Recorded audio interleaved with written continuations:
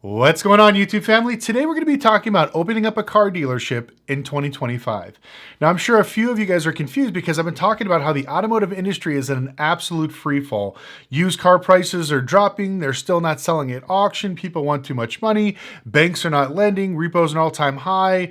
Tariffs and parts are going up, all this crazy stuff. So why would anybody in their right mind open up a car dealership in 2025? Well, this video is to explain why you should do it, and the main reason is why I'm actually doing it. So after being out of the industry for a few years, I decided to go back in and do retail. Now, I've been doing wholesaling, and that's how I move majority of my cars, purchasing cars from either title loan companies, repo companies, pretty much banks, people off of Facebook Marketplace. I buy everywhere except at auctions. But lately, I've been buying cars at auction just recently at good prices again because things are starting to go back to normal, which is nice to see. But the big thing is the fact that there are not a lot of banks lending. I've seen a lot of dealerships close up businesses and fold because they can't afford to finance the cars, or they don't have any banks that are willing to do any type of financing. If you guys know, when I finance a car to somebody that has bad credit, the bank will actually charge me a fee, which is called either a repo fee or bank fee, to actually put that up. So if I sell a car for, let's say, $10,000, they're going to charge me $1,000. That means I'm only going to get a check for $9,000 for that car. Your odd loan's still 10, but like I said, I only get 9,000 bucks. That's the way it works. So a lot of these banks are charging really high fees, and dealerships are basically walking away. Now, I've been driving up and down Las Vegas for quite some time, and I've seen tons of dealerships basically go out of business. Now, I've been making offers behind the scenes trying to get a good building, something where it's in the middle of town that I can not only sell cars to you guys and the general public, but also do my rental cars and everything else, as well as doing training sites for, if you're a dealer from out of town and you want to learn how to flip and buy and sell cars, you can fly to Vegas, take a class, and actually hang out there instead of me traveling all over the US setting up dealerships. So I figured this would be a great opportunity. The reason why I'm moving today is because I found a really great place and I made offers on this property numerous times. I'll put it this way. What I'm about to pay for rent is literally half of what they're asking for it, because every time I go, every 6 months, they keep saying that it's in high demand, it's going to sell, but I knew it wasn't going to rent. Rents here in Las Vegas are absolutely astronomical. When the pandemic hit, everything doubled just like everything else, and every landlord thought they were sitting on a piece of gold. Now, this current property that I'm looking at was used to rent, my dealership was across the street from it, for $5,000 a month in 2019. After that, it went all the way up to $25,000. Now, I'll reveal once I actually sign the contract what I'm paying for this property, but it's a lot less than that, which thank God. But that's the only reason I'm thinking about getting in. On top of that, I think it'll be a great thing to show people the ins and outs of actually buying, selling cars, how to work with dealerships, how we work behind the scenes, and be a little bit more transparent, where me running the dealership doesn't really have to profit as much because I'll be doing stuff here on YouTube and hopefully offsetting that cost with training, consulting, and also the rental car business. So I think this will make a very fun, transparent way to do car sales, especially since the name is going to be Panda Auto Sales, since everything is in black and white. So I'm going to go ahead and run with this. Now, I'm buying so many cars at auction, I want to use all my capital for that, but I also need money to buy parts, and that's where I use my Revenue card. Revenue can help you get a flexible line of credit to up to $1 million with no credit check. They only go off of your business bank statements and your income. I know there are a lot of businesses out there struggling to get some sort of lines of credit or capital, and I think Revenue can help you. With no origination fees, maintenance fees, or withdrawal fees, you only pay for the capital your business uses. And as your business grows, so does your flexible line of credit with Revenue. Make sure you check the description down below and click on the link. You can apply and get approved in as little as an hour. Big banks may not understand your business needs, but Revenue does. Make sure to check them out. Once again, link down in the description below. And thank you, Revenue, for sponsoring this video. I think if you're really dedicated and you have a little bit of capital, now is a good time to open up either a car dealership or a rental car company if you can afford it. This is the big thing that I'm going to tell you. It's going to be months before it gets better. So you have to basically embrace the bad times or embrace the suck just to get through these times. But I think coming out of this, we are on our way up. This is exactly how I opened up my dealership the first time. We came out of the '08 crisis. Everybody's falling apart. Banks weren't lending. And then in 2012, we started to see the banks start to lend and things go back to normal. And that's when we jumped on the bandwagon and started selling cars, and it worked out great. Now, I'm hoping that me getting in at this time and opening up a dealership will open up a lot of new, I guess, ideas when it comes to people getting into the industry. And hopefully if we share it on YouTube and make you guys all a part of it, it should be a really good time. So fingers crossed that this all works out.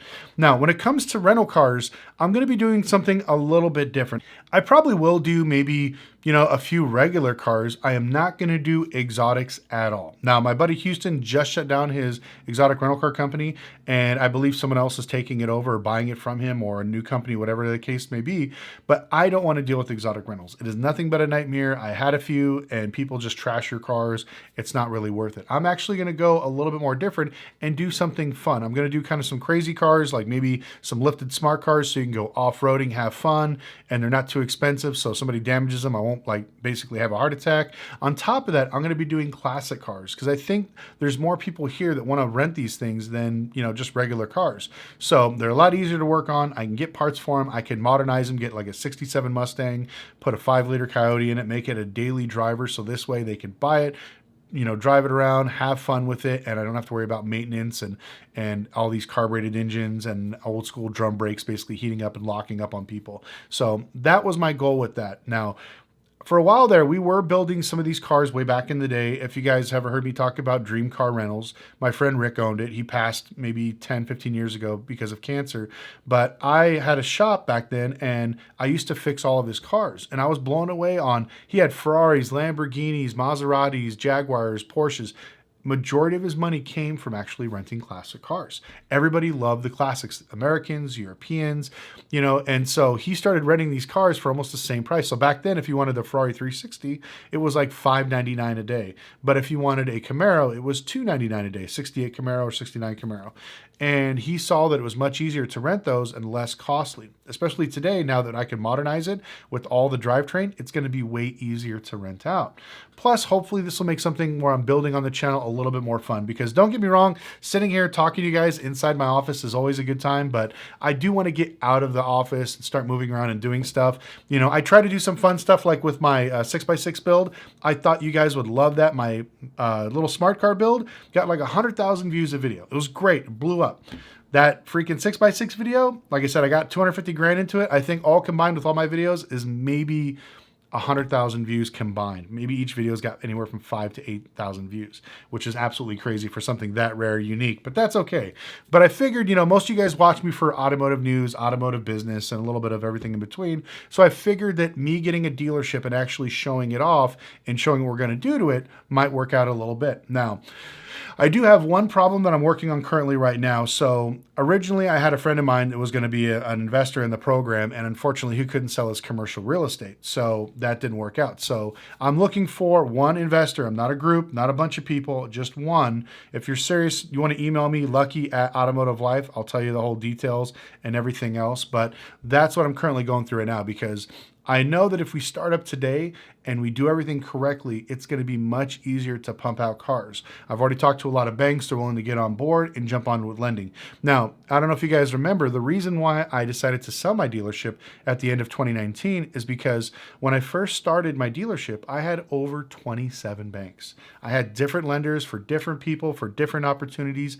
I had something that would fit everybody. It was great. Clean cars, salvage title cars, new cars, low mileage cars, high mileage cars, didn't matter. I had somebody for everybody. But at the very end, I was down to about 4 to 6 banks. They all pulled out of state of Nevada because unfortunately people would rather buy hookers and drugs and gamble than actually pay their car notes. So we were one of the worst states when it came to auto loan actual performance. So all the banks left, but hopefully now with my relationships with people I met during YouTube and my software company, I'm actually starting to get back in with these guys, and I want to do business with them and start selling cars, especially if I start selling to people nationwide. I get probably 100 messages a month from you guys asking me if they could take a look at my cars. Can I buy something from you? Which I truly appreciate. And I want to be able to do that where if I can basically get a car, clean it up, mark it up for like maybe $1,500 and then sell it for exactly that, just a flat fixed price, no BS. People can get it, they can drive it, they can have it, they're happy, they got a good car for a price, in good shape, they got good financing. And so I think this will work really, really well instead of me just focusing on the Las Vegas market, because selling cars here, unfortunately, is just like LA. Everybody's broke, has no money, has a 300 credit score, but wants to drive a Bentley.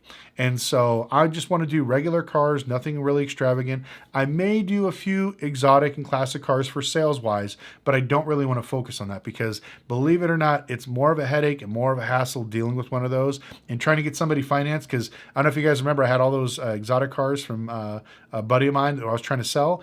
It took forever. We winded up sending the last one back to him because we couldn't sell the Lamborghini, but everything else winded up moving. Thank God, he got his money, everything was good, but it's so slow.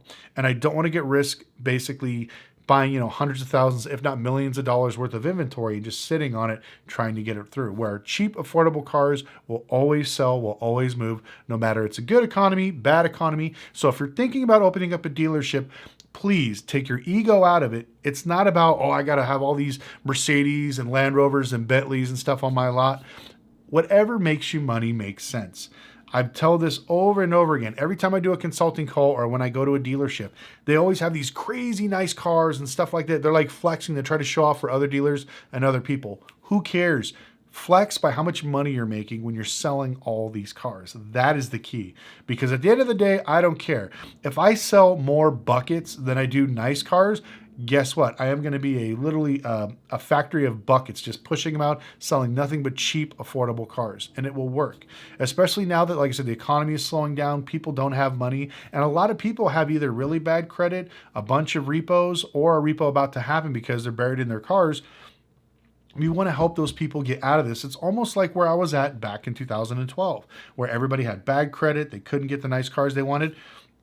And they needed to build their credit and get something that was just cheap, affordable, and reliable. And so this is why I'm making the decision today to go ahead and move forward with this to basically start opening up a dealership.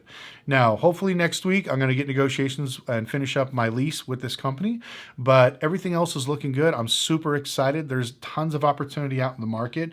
So, it's one of those things where you never want to basically wait till everything starts falling apart. But now that everything's kind of been bad in the auto industry for quite some time, I'm starting to see the light at the end of the road. Now, I do read your guys' comments, and I want to address a few of them, which kind of made me laugh.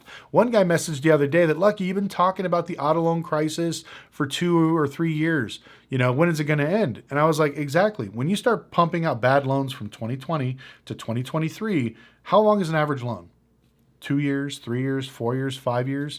So just figure the last loans that were basically really dumb issued were in 2023. So count 5 years after that. This is how long we have to deal with the craziness of the auto loan crisis all the way up till then. And hopefully it's changing, because remember, we can always go back to the same bad hamster wheel if bad policies get affected. If the bank starts pumping out a bunch of money, if the government drops rates and everybody goes crazy and they just start throwing money to everybody, that's when all this really dumb lending goes out there, and it just kicks that can down the road, and the auto loan crisis maybe gets paused, but it'll wind up hitting us another year or so ago, or another year or two. So that's why I tell people the auto loan crisis is going to go for a while. Nothing's going to change. It's going to get bad. It's actually probably going to get a little bit worse before it gets better. I'm guessing by the end of this year, we should be back to normal. Fingers crossed. Now, another one asked me is, if I think the car market is so bad, why get into it? And I love cars. I love dealing with people. I love financing, fixing them, doing all the stuff, And so I've missed it. Being away from it a little bit has actually gave me perspective on where I actually want to do it, where now it's a no BS approach. I give you the price. If you want to pay, great. If you don't, buy. No skin off my back. I'm not going to chase you, not going to call you. Don't even care if you buy it or not. I'm just going to do it just for me, just for fun, and help out people. And if it goes well with them, fantastic. If it doesn't work for the other person, no skin off my back. They can go buy somewhere else. And so doing this kind of for like YouTube, fun / educational is a completely different, ecosphere of what I normally was. When I had to use car sales to pay 100% of my bills and pay all my overhead, it was very, very expensive. Now, everybody asked me, why would I want to get cash and why not do like traditional financing and flooring companies? Well, the reason why I'm trying to get an investor and I'm trying to stay away from flooring companies is because when I had about 100 cars, my flooring line payments were about anywhere from $45,000 to $65,000 every single month. Now, those payments happen whether I basically sold a car or not. Think about it this way. Every time you drive by a dealership, you look at their lot and just imagine each car on their lot costs them $500 a month. And out of that $500 a month, maybe 200 of that is strict for interest and fees, and the 300 is going to principal pay down. That's how bad it is. It is extremely predatory. It's very, very expensive. Now, if I don't find an investor, unfortunately, that's the way I'm going to have to do it, but I'm going to start off small, do fun builds, maybe do a few wrecked exotics and flip those things to get the market going the way I want.